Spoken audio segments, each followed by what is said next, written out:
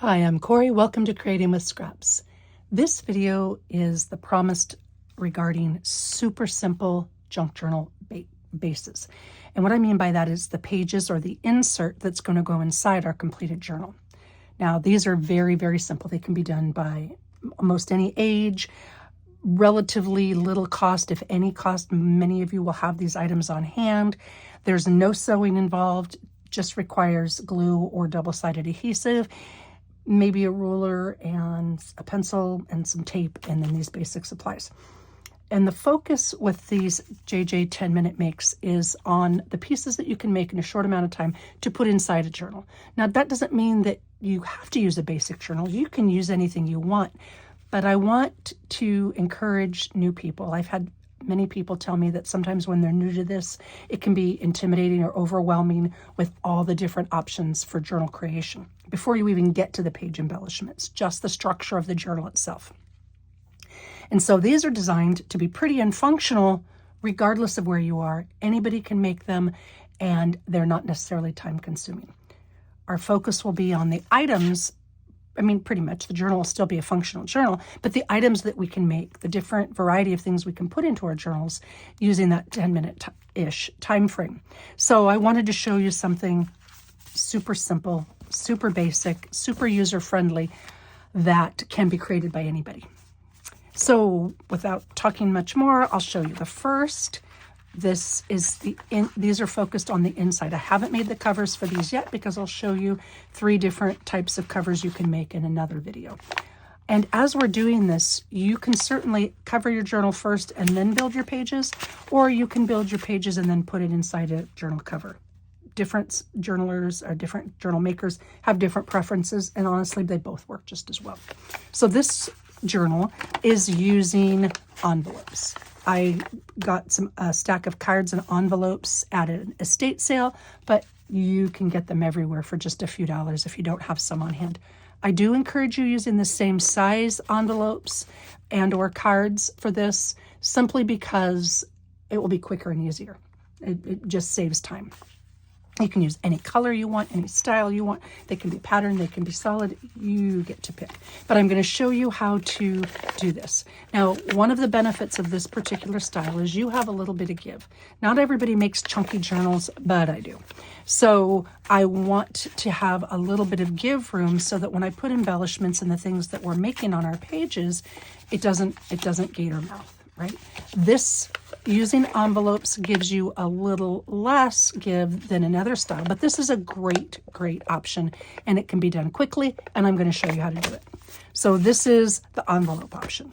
This is the cards that go inside the envelopes option. And this one can give you a little bit more wiggle room at the spine, right? And a little bit more flexibility with what you put on your pages, and I'll show you why. So let's say we're making something in 10 minutes for a 10-minute make that wraps around the top of the page. Well, you don't have to wrap it around both sides. Utilizing this construction, like let's say you want to sew some lace on the edge. Well, these two will be glued together to make a page. So you've glued part of it, but you have some freedom, like if you want to sew something or stamp something or wrap something around, you can, and then glue it together. So this one gives you a little bit more flexibility. And if you don't have cards, well, you can use cardstock. You can use copy weight paper, but I really don't recommend it for this, simply because it's just not as sturdy as we might need. You can use it. If that's what you've got and that's all you have available, go for it. But that wouldn't be one of my first choices. Inexpensive cardstock, you can get 100 pack for $4 or $5. So you can just use regular cardstock. I don't even know what size this one is. It doesn't look like a standard 8.5 by 11. Well, whatever it is. And if you don't have greeting cards, just take a piece of cardstock, match up the 2 ends, and then hold it, and then crease it. Like this is a little bit bigger than the journals I like, but some people like really big journals. So this would work great. And you would stack these together, glue them, and then there you go. You've got a larger journal from cardstock. So These are cards which were pre-scored and folded, but if you don't have that, just use cardstock and it'll work just fine. And then this one is using some paper bags, again, that I got at the same estate sale. Now, the beauty of this is you can get super chunky with these depending on how you glue it and how you bind it. Look at that. I mean, that gives you some room to work. There are limitations to this too because of the way they're glued and the way they're folded. This part would all be like stapled or clamped, or actually I'd probably use a bolt and a wing nut, but bolted together, and then your pages will go like this, right? But you still have some options and flexibility there. Now, I want to say, what I'm going to show you the only way to create bases, junk journal bases, using envelopes and card and bags? No. You can alter and switch and flip and cut and fold and do all the things. But my purpose and premise with this is making it super simple. And all of these can be constructed in 10-ish minutes or less. I mean, not all three, but each one can be done in 10 minutes or less. And it gives you the flexibility with how many you want, right? I chose 16 because 16 is my favorite number. But can you do 13? Yes. Can you do 12? Yes. Can you do 10? Yes. You can. Can you make it really, really big? Now, keep in mind, if you're new to this, if the thicker you make it, the harder and more unwieldy it is, and the bulkier it'll get and the more gator mouth it'll get. So do keep that in mind. I would probably recommend 10 to 16, 10 to 20. Let's just call it 10 to 20 pages, whether it's envelopes, paper bags, or cards. A little more, a little less isn't going to change it that much, but just to keep it usable so that you can work with it. Okay. Done talking. This is on top, so let's start with this.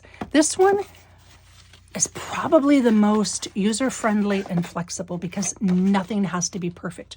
When it's all said and done, we'll cover this. This will be the, let me grab a journal here, okay? This is a journal cover. And this one has an insert spine, a totally different style spine, but if that wasn't here and I wanted to use this as my cover for my journal, the front and back page would be my end pages, right? And I would just glue or sew this right in my cover. And then these are my pages. So when we're all said and done, depending on how thick we get it and when we want to put the cover on, you can expand this a little bit and you can put a piece of lace over there. You can use a greeting card. You can make a cover. You can use fabric. You can use a piece of art. You can do whatever you want. So this is really flexible. Also, another beauty of this is, here, I'm just going to grab a little bit of lace. So let's say here we go. Let's say I want to do something with lace, whether I want to sew lace on the edge of the page. The way I have this started, it's not completely done, but the way I have it started, I can easily, now some people use Fabri-Tac or other fabric type glue and then just glue it on, and not my favorite, so I like to sew it. But the way this is done, I can sew it on this edge and not have it show because this will be glued together. So I can do that. Or maybe I want to put the lace in between the two to have it on both sides. Or maybe I want to make a really fun belly band and I want to wrap the belly band around the page or something like that. Or maybe I want to tie a bow here. It doesn't have to show on the other side. So that is a beauty of this style. Additionally, because it's cardstock, it's going to be sturdy.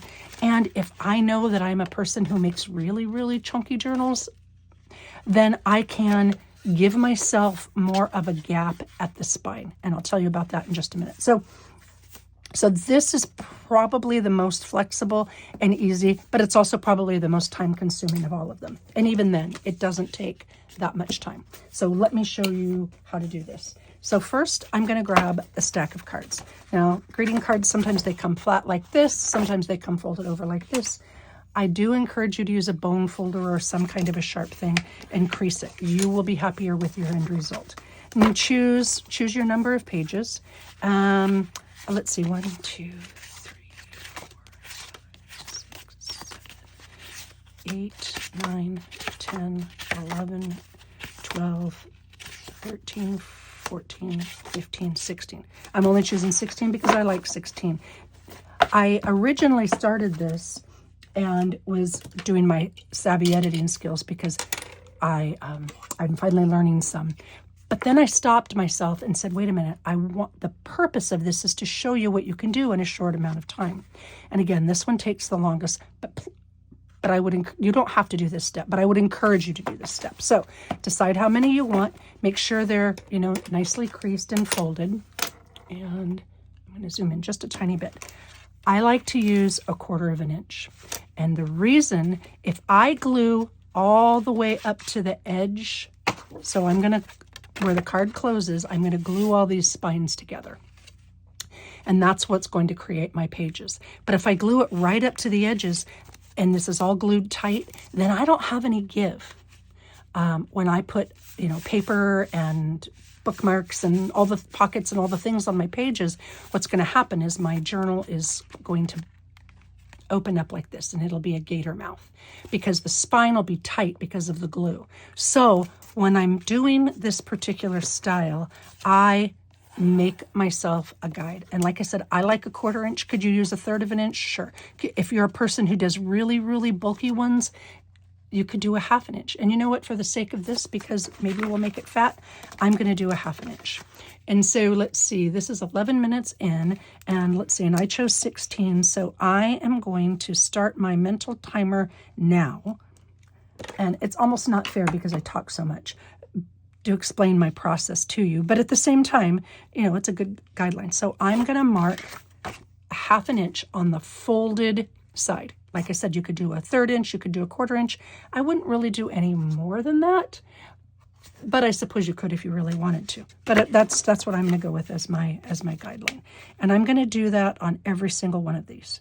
Is this step essential? No. Are you going to be more pleased with your final result if you do this? Yes. And if you're looking at this thinking, okay, Corey, but which do I do? How much? How much space should I give? Oh, and a clear ruler. Well, you can say I didn't make that perfect. That's okay. It's not going to show. This is one of those, it doesn't have to be the Omnigrid, of course, but Tim Holtz makes a fabulous clear ruler. If you're brand new and you're wanting to invest in some things, invest in a decent pair of scissors or a trimmer, and a clear ruler really and truly will be one of your best friends. I have a bunch of them in a bunch of different sizes because they are so handy. And it just makes this part easy. I don't have to have a grid underneath me. I don't have to measure top to bottom. I can see the line. Quilting rulers, and this is the acrylic. It's probably about 1/8 inch thick, so it's plenty sturdy. And I'm going to do this exact same thing. See, now this is where I originally, on the first time I did this, I kind of did the speed it up so you didn't have to watch me do this. But then again, like I said, if the whole purpose is showing you what you can do in a fairly short amount of time, then speeding it up seems kind of like I'm cheating. So if you're going to do less cards, it'll take you less time. But, oh, I got sidetracked. I do that. How do you decide 1/2 inch, 1/4 inch, 1/3 inch, whatever? If you're going to be using for your pieces that are going to go inside this journal, just whatever variety we make as we go. And again, I'm really encouraging other junk journal people to join the fun. Do hashtag JJ 10-minute makes, because everybody wins. So, if you're interested and you have an idea for something quick, please share it. I'd absolutely love to see it. And are some people going to do the same thing? For sure. Tabbed paper clip holders are huge. Paper clip holders. Paper clip tabs that go on the edge of your page. They're all over the place right now. So probably a couple people are going to do those. Whatever is quote unquote trending, we'll probably see a lot of. And that's okay because everybody has a little bit different way that they do it. There's very little that I have seen that hasn't been around for years. I was a scrapbooker and a stamper, 30 years ago and on. And a lot of the things that we're seeing now in our journals are variations of what we did back then. Okay, so I've done all of those. I got sidetracked again. The decision. If you're going to use mostly thinner copy paper and you don't make things that are super bulky and you're not going to add a lot of vintage ephemera and postcards and that kinds of thing, if you're going to make it, then 1/4 inch of a spine is going to be plenty. If you might use bulkier things and layers of paper and flip outs and fold outs, then maybe a 1/2 inch would be in your best interest. Simply because it gives you more flexibility. It allows you to expand your spine. So that's your reasoning. And when you're making the decision for yourself on how wide to do it, think about what it is you might use. What kind of materials you have on hand. Magazine paper, book page. Book page is really thin as a general rule. So if you're using a lot of book page, maybe you'll make the entire thing with book page. Then you could easily get by with a 1/4 inch spine. Sorry, I had to take a sip. I'm talking so much. All right. Next thing I do, I've got 16, so I'm going to use these in stacks of 4. And for the sake of speed, I'm going to glue 3 of these at once. This line is my glue line. I do not glue all the way down. And just to make sure I'm clear, I've drawn the line on the edge with the folded over crease. And in this case, I used a 1/2 inch from that. That's my glue line. So I'm going to glue up to that line. And I'm going to put a goodly amount of glue. I'm not going to glue past that line because I want to have the expandability. And I'm going to put about that much. And I'm going to do that on 3 different cards. Notice I didn't go to the end on either side because I want to be able to lift that for any of the pieces that might require wrapping or tucking or sewing or what have you. Do I need this much glue? No. But the reason I'm putting this much on is because it will give you a nice firm hold. I'm using Art Glitter Glue. It doesn't say it because I've peeled it off, but Bearly Arts glue, Reptile glue, double-sided tape, all of it'll work. Aleene's, I'm sure there's lots of glues. So I've got 3 of these like this, right? Okay. When I made this the first time, now that was the envelopes, make sure that when you start layering these together that you check each time. You've got a little bit of wiggle room, but you want them to be flush top to bottom and side to side. So when you put them down on top of each other, check it each time. So I've got 1, 2, 3. Oh, and I got a little glue there. No big deal. It's not going to show. And again, I'm checking it with each one that I put down, side to side, top to bottom, because I want them to be flush. That'll give me the most pleasing result. And I do that with 4. Can I do it with all of them? Yes. Should I do it with all of them? No. This is kind of not crucial by any means, but wet glue seeps. That's one of the properties of wet glue. I want this to stay together, but I don't want the glue to shoot up. And what I mean by that is if I clamp on the where this fold is, if I clamp here and here, that's going to squeeze them together this way, and it's going to encourage the glue to shoot up as well as down. I don't want it to do that. I left that gap on purpose because I want to be able to expand these. So when I clamp these, I'm just using quilting clips. These things are inexpensive. They're phenomenal. That's another thing that if you're a newbie, this would be if I were making an Amazon or whatever wish list, these quilting clamps come in really handy. So this holds it together. It's going to allow it to dry, but it's not going to cause that glue to squish up towards the top. So now I've got 4 of them done. And I'm going to do that. I did 16 cards, so I'm going to have 3 sets of 4. I did not put glue on the very top one because I'll do that when I put all of them together. And this just gives you, I don't know, it allows you to move around and manipulate as you go. The glue, because we're putting on a goodly amount, it isn't going to dry in the time that it takes me to do 4 cards. Putting it aside and allowing it to hold will give it a chance for the glue to set a little bit, and I do want that. I just feel like it's quick as an multi-step process, but it also gives you the freedom to maneuver things as you need. Okay, so I've got 3 of those done, and then I've got the 4th. Now I'm going to do the same thing I did last time. I'm going to stack them and tap to make sure that they're level here, side to side, top and bottom. Side to side, top and bottom. And then I'm going to put this first one on that doesn't have glue. Side to side, top to bottom. Okay, and I'm going to do the same thing. I'm going to hold it right here in the middle-ish, and I'm going to clamp those. Okay, so that's my second set. I've done 8. And again, I could speed through this, but that defeats the purpose, so I'm not going to do it. And as you can see, it's pretty darn quick. Now, I thank you very much for those of you who watched the previous video and gave me suggestions. I ordered a new set of pins based on somebody's recommendation, so hopefully I won't get the rust in my glue. If you use a little more, a little less, it's okay. But I would, like I said, don't skimp on this, because this is going to give you the hold you need while you're working on your journal. And it's going to be sturdy enough, I promise, once it's dry. And that's another thing. I'm guilty of it too.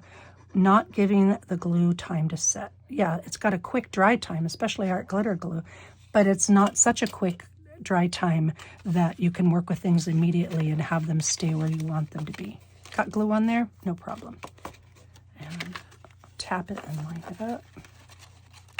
Tap it and line it up. Okay, same thing. If the glue moved a little bit, it's okay. Like I said, that's on the spine. It's not going to show. Okay, that's the third set. And then the last set. Same thing last time. I know, really, Corey, you're making us watch you glue, but bear with me for a moment. I promise it's not long. See right here, this is the one where my was talking and my line went off. That's okay. It's not going to show. But I'm using that as a guideline. Could I eyeball it? Sure, but I'm not a great eyeballer, and I really want the flexibility of some give in my spine.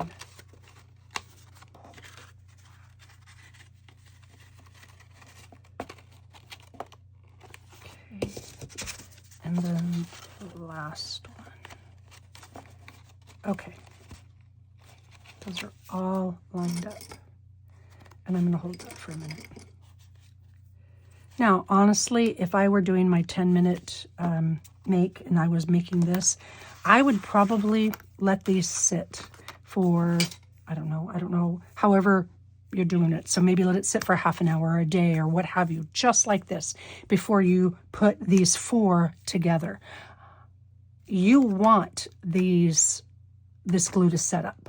That's going to give you the flexibility of moving things around, but making sure that they stay where you want them. So if I weren't doing this in a time constraint-ish video, I would just leave them, go make dinner, lunch, breakfast, whatever, do a chore, an errand, and then come back later.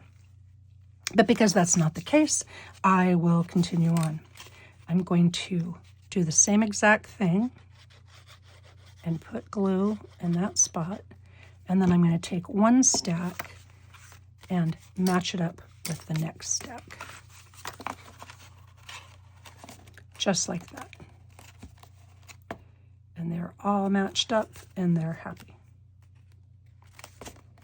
Now see, if this were completely dry, I wouldn't even have to worry about them moving or wiggling. But because they're not, I didn't give them enough time to do that. I'm just going to hold it to make sure that I don't move it where I don't want it to be. Okay, and then this here, same thing.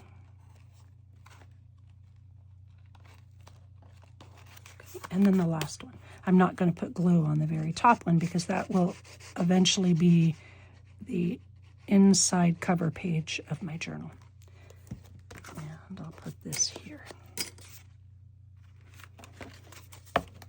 Okay, now I'm going to do the same thing, but this time, because obviously the quilt clips aren't going to be big enough, I am going to take some of my binder clips.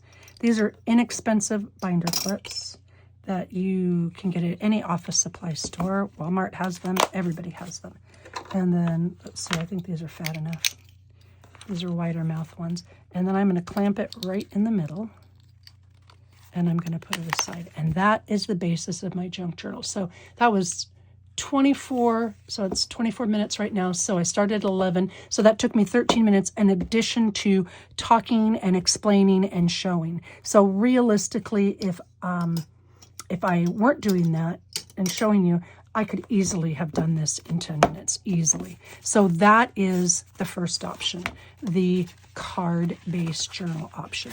And again, you can see this, because the glue's had time to dry, those suckers aren't going anywhere. And eventually when I want to glue, maybe I want to put a pocket here on the side of my page, so I'd only glue these 2 pieces. Or maybe I want to have a little top tuck on this one, so I would glue here and here. I don't have to decide that now. I can decide it later. So there is envelope, no, try it again, Corey. Card base, junk journal base. Using cards, junk journal base. Okay, there's one. I'm going to move this to the side so I don't pull it. Okay, next one. Envelopes. Same exact concept. Let me see, I've got, what I did is I cut some of these so that I would have some of the cards so that I would have extra cardstock bits, and I just kind of mixed those up with the other pieces, which is why I was confusing. All right, so I'm going to do 16 again. 1, 2, 3, 4, 5, 6, 7, 8.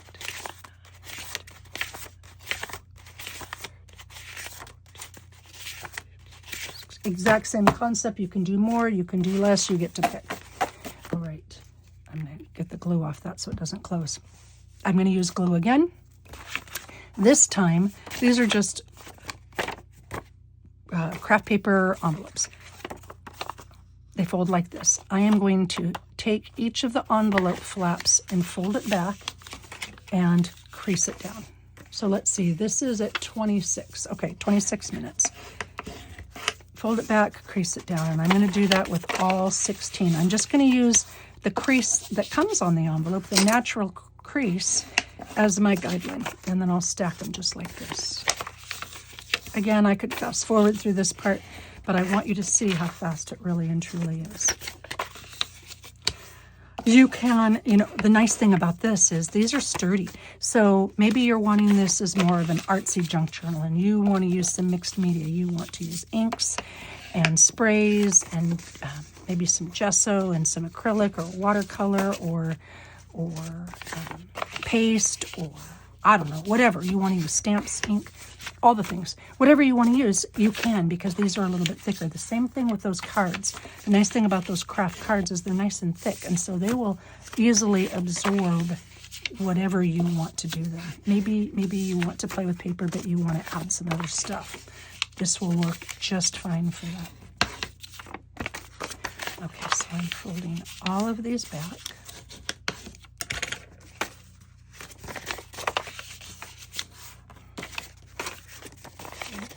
I'm cheating. You can see I didn't bone fold all of them, but you really should, because you can see how much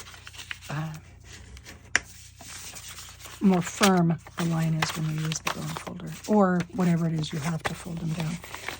When I teach my students things, I'm always convincing that, trying to tell them press down, because you'll be more pleased with your result. You'll have sharper lines and creases. Your end product will be much neater. And that is absolutely true of this as well.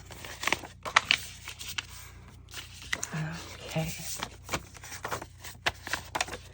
Okay, and I'm going to do sets of 4 again. Do you have to? No. But again, it really works well. So I've got them all folded back like this, right?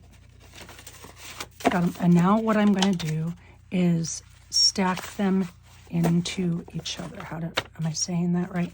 Let me see which makes the most sense. I'll put them up like this, and then I'll take, here we go, and lift it up.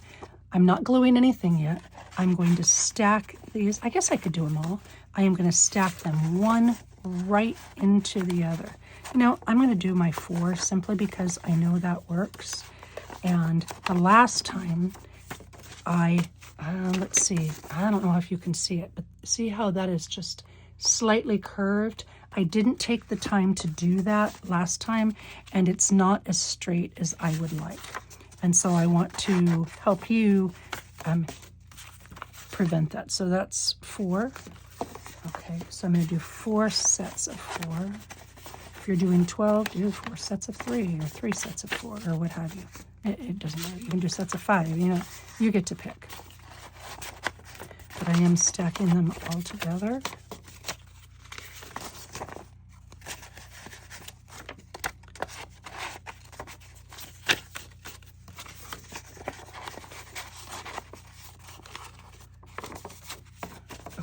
And I don't know if I made it very clear. What did I do? 4, okay. 4. Because the closing flap is behind and the opening is on top, I'm just setting the behind piece in and pushing it down. There's a reason I didn't glue it, and I'll show you what that is. You can glue each one with like glue stick or what have you, but this is super quick. So that's why it's super easy, which is why I'm showing you this way.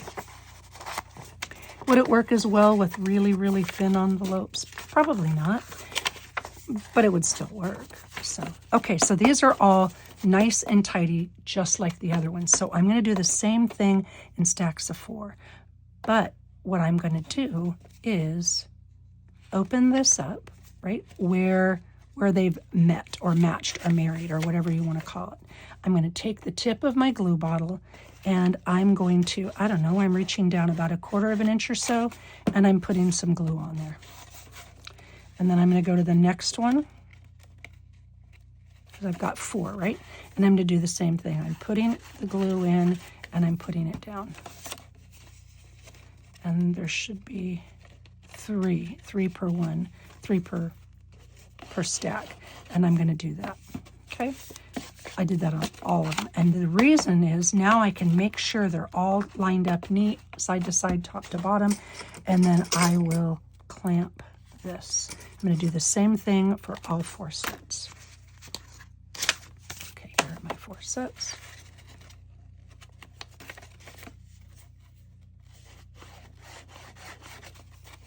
One, 2, and 3. Okay, I'll clamp.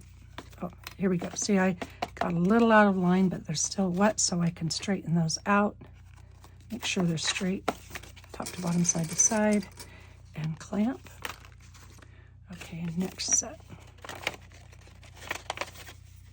I'm not gluing this last flap. Keep that in mind. I'm just gluing the inside where the different flaps meet, where they're attached.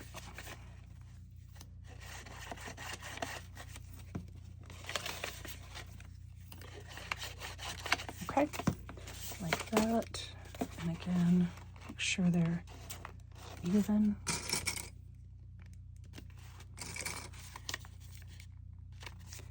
I get my clips on Amazon, but I know that Joann and Hobby Lobby and any quilt store, they're not spendy. You get a whole bunch for not very much at all.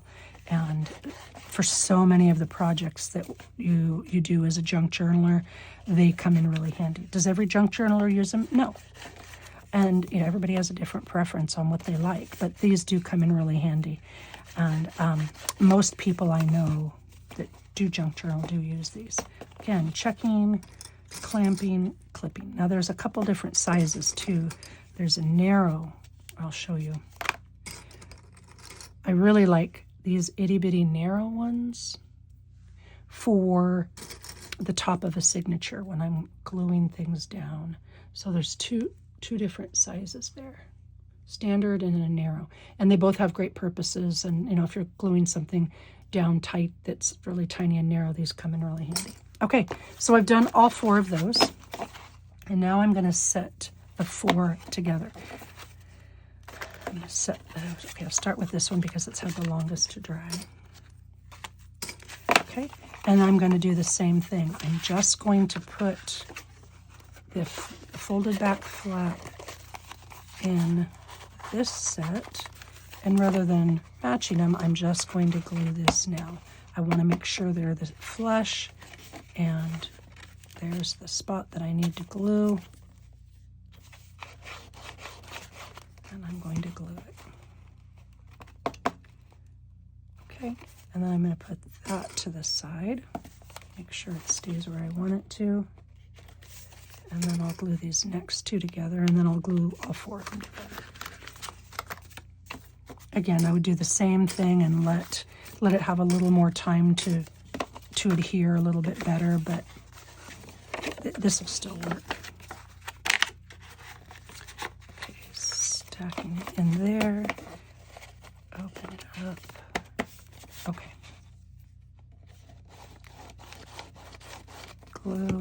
you can see how that lifted up.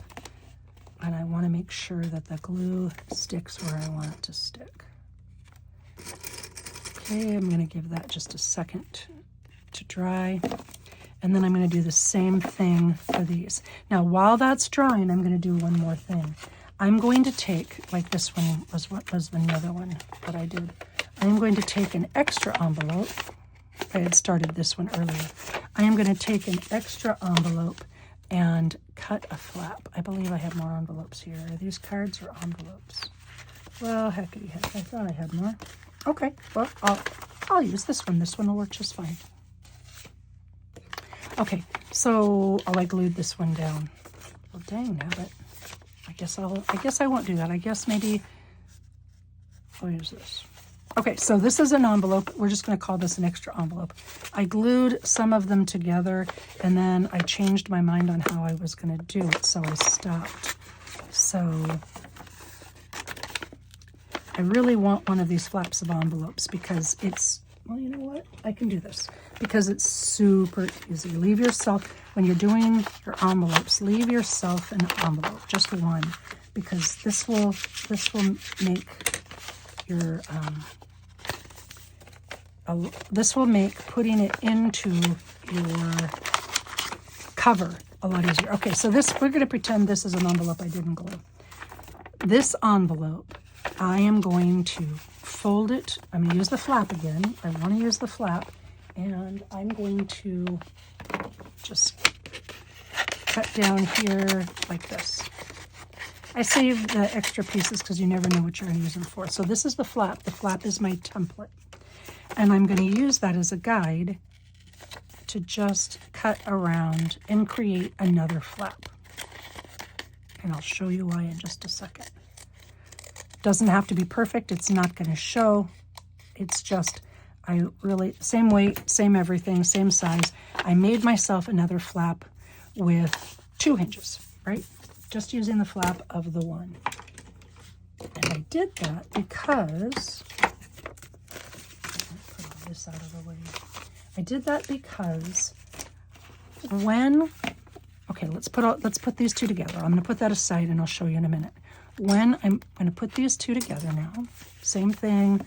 This stack's going to go in here. Put that in here like so, and line it up. And I'm going to glue that one together. Exact same way. And now I have all 16 of my envelopes together, and I will just make sure they're all flush, and I'll grab one of these binder. See, I want to make sure they're nice. I want to make sure they're where I want. Okay, I'm going to grab a binder clip and put it at the bottom where I didn't glue. And now, when I'm putting this completed 16 envelope signature in the cover of my book. So here, let's go with a different cover. I've got lots of covers here. Let's pretend I'm using this cover, okay? So I'm going to glue this signature. Well, this doesn't work so great because this is a single signature spine. But for the sake of pretending, I'm going to glue this in here. I don't have a flap to glue this down. So I would glue this in my cover and then put a cover plate here and a cover plate here. So what I need is I need a matching flap on this side so that I can put it in my cover when I'm gluing my signature into my cover. And so that's what we're going to do. That's what this extra envelope bit does. So I'm going to treat it just like it's the back of another envelope. And instead of gluing a portion of it, I'm going to glue the whole thing down, just like this. Still don't go too close to the edges. Glue the whole thing down and tuck it right in here. Or I'll just glue it right to the top. And perhaps I shouldn't have done that part. Sorry, guys.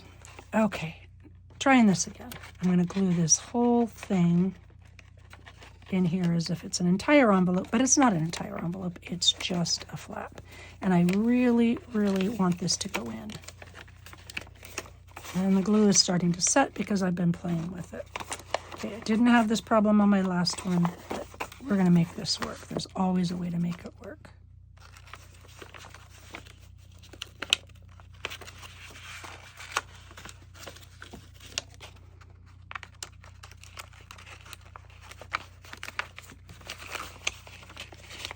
Okay, there we go. And I'm lining up the crease with the top and the crease with the bottom. Like that. Okay, that worked. I need it.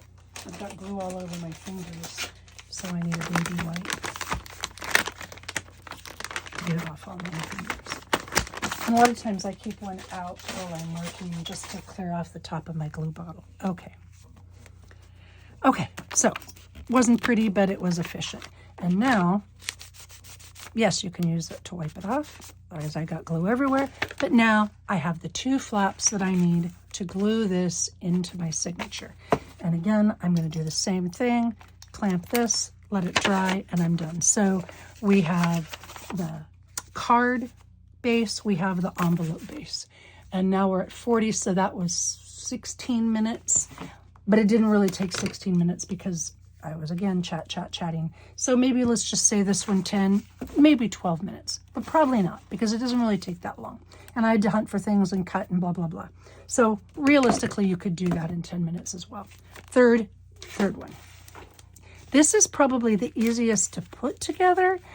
And it gives you lots of flexibility. So for example, I don't even have to cover this. I could make, use chipboard cover and make a cover for this if I wanted. But like I said, I could also just put a bolt here and here and have it work that way. I could wrap the entire cover around. You have tons. Like if you're wanting to stick lots of postcards or ephemera or bits in the pockets, this one gives you lots of wiggle room and it's super easy. Now this size envelope, I didn't even know what it was. Let's see. So that's 3.5 and that's probably 7. So these are 3.5 by 7 because that's what I found at the estate sale. I'm sure you can get them on Amazon or at a craft store, but lunch sacks work too. They're just bigger. You might want to fold them in half. So all I did for this is, again, I used 16. And I think, if memory serves, this particular set, I think, oh, I'm not even going to check. One set was 16. Just want to make sure I don't have to crease anything. I don't have to fold anything. I just want to make sure they're all going the same way.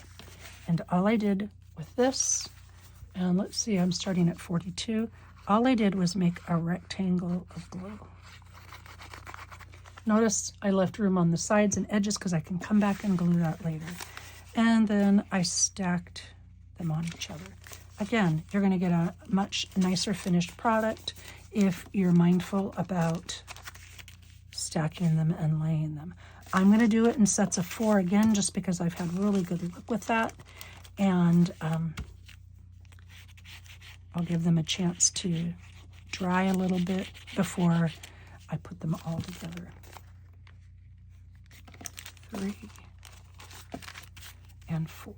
And I'm going to do the same thing I did with the others. I'm going to do glue 3 at once, and then I'll put them all together. I'll clamp them, and I'll put them aside. Because, again, it gives you that wiggle room to make sure that everything is even and lined up.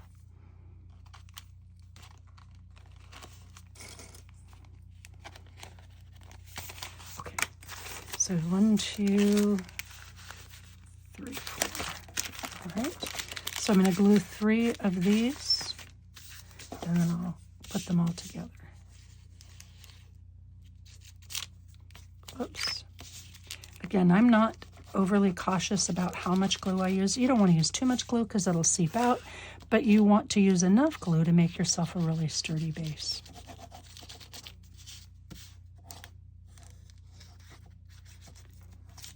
And 3, okay. Stack them up.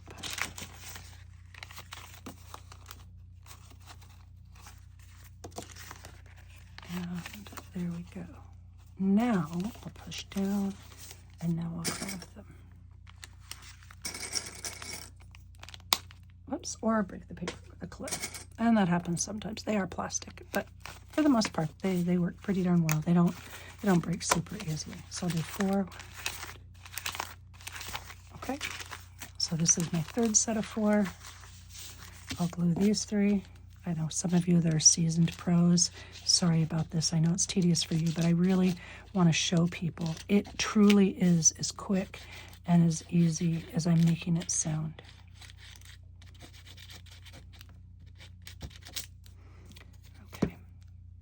Sometimes the glue gets clogged in there because I've left it open for a while. See, there you go. See how it's flowing a little better.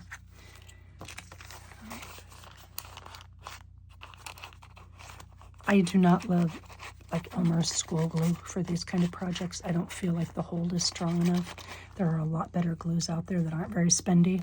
Personal preference. Use what you have and what you like.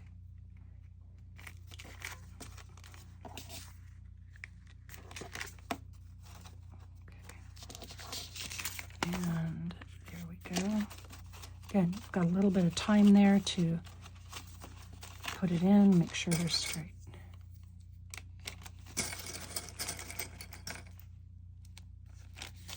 And the last 1, 2, 3, 4. Perfect.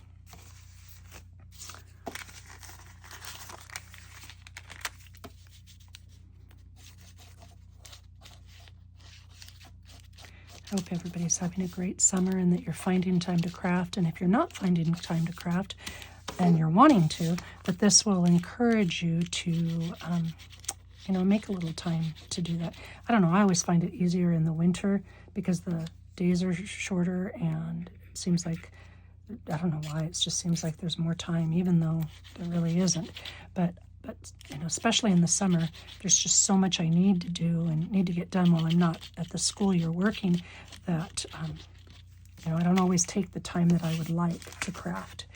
And like right now, I had an Achilles tendon repair. They had to take a piece of my tendon of my calf out of my calf. They were going to take it out of my foot, but then they switched to the calf because they needed more tendon. Took it out of my calf and moved it down to my heel to repair the shredded tendon in my heel. So I'm non-weight bearing for 6 weeks, and I have one of those little knee scooter things. I call it Zoom Zoom. And anyway, my foot's not supposed to be down for any length of time. So I can only sit at my craft desk. I can't sit here all day like I'd love to do. And then I don't have to feel guilty about the amount of time that I do spend here. Okay.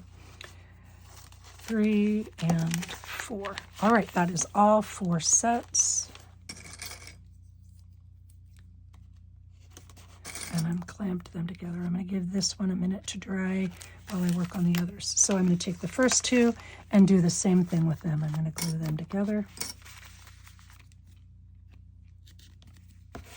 I know the pins are really pretty and sparkly, but they rust. And when they sit in the glue, the next day it's all rusty and gross. And so I'm just waiting until I get a real stainless steel pin. Even though these did say, when I purchased them on Amazon, the description did say stainless steel. So somebody got confused somewhere. All right, I'll lay these down.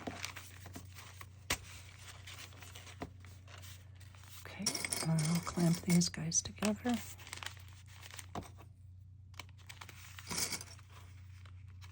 And I'll do the same thing with the last 2 sets. And this is just a ramekin dish that I store them in. You can store them in anything you like. I just do that because it's easy. I use them enough that having them out on my shelf next to my desk is just kind of how I create, because I use them a lot to clamp things down. And again, I'm having to, the glue's all gummed up in there. It sits in there a while and gets funny. This is just a piece of Velcro that I put on the side to store my pin, because otherwise I misplace my pin.